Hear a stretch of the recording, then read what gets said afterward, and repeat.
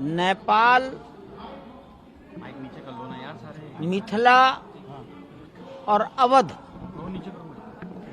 अवध का अर्थ भारत,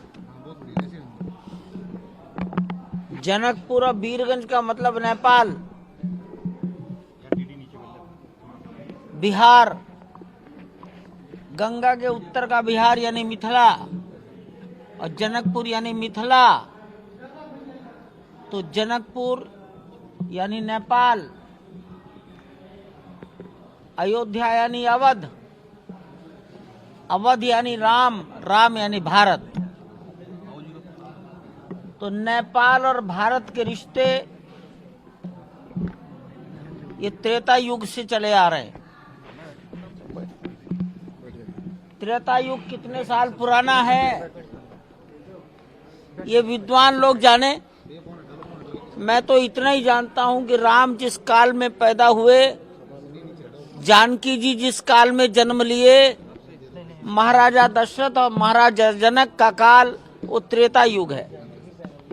वाल्मीकि त्रेता युग में हुए, उसकी आयु मैं नहीं जानता, वो विद्वान लोग जो कह देंगे मान लेंगे। तो हमारे रिश्ते इतने पुराने हैं। राम भगवान शंकर को अपना आराध्य और अपना पिता मानते हैं, और शंकर राम को अपना आराध्य और पिता मानते हैं, और पशुपतिनाथ नेपाल में है।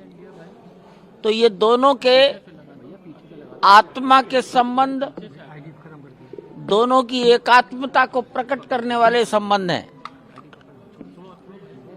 हम सब जानते हैं कि छोटी उम्र में राम को ऋषि विश्वामित्र, महर्षि विश्वामित्र अपने साथ ले गए यज्ञ की रक्षा के लिए। दो भाई गए थे, लक्ष्मण भी गए थे, और यात्रा करते करते वो जनकपुर पहुंच गए। और आप सब जानते हैं कि वहां से फिर चारों भाई विवाह होकर आए। इसके जितनी बातें हैं ये अयोध्या के संतों से आप जान लें।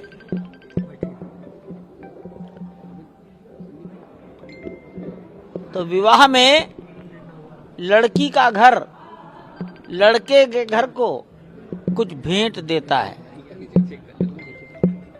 मिथिला में उसी को भार कहा जाता है।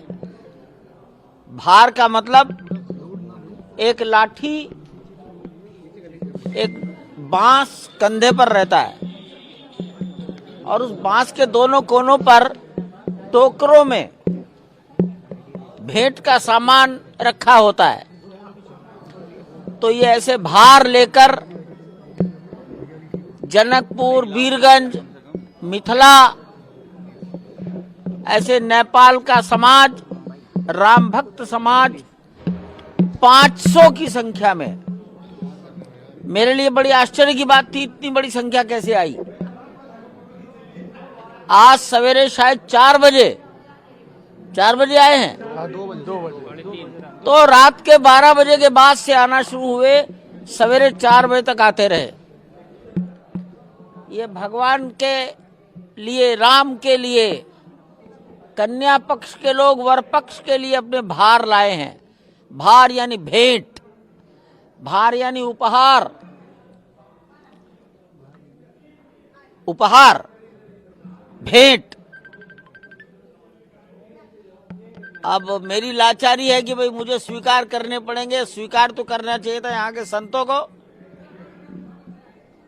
साधु संत यहाँ के दशरथ हैं, हम तो नहीं है, हम तो कुछ भी नहीं है। लेकिन तो भी आए हैं तो मैं उसे स्वीकार कर रहा हूं, और ये भगवान के प्रसाद रूप में सब उपयोग हो जाएगा, ऐसा विचार कर रहा हूं। भगवान अपना काम स्वयं पूरा कर लेंगे। जय श्री राम।